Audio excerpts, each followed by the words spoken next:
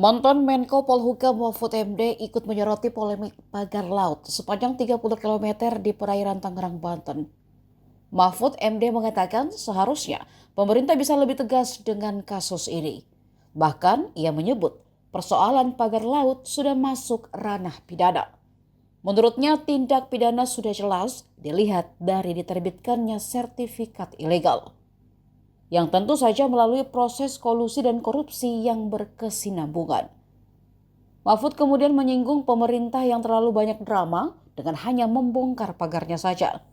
Tapi untuk melakukan penyidikan tidak. Pagar laut tersebut jelas menyerobot alam dan merampas ruang publik. Dia mengatakan langkah pemerintah selama ini terkait kasus pagar laut hanya bersifat hukum administrasi dan teknik saja.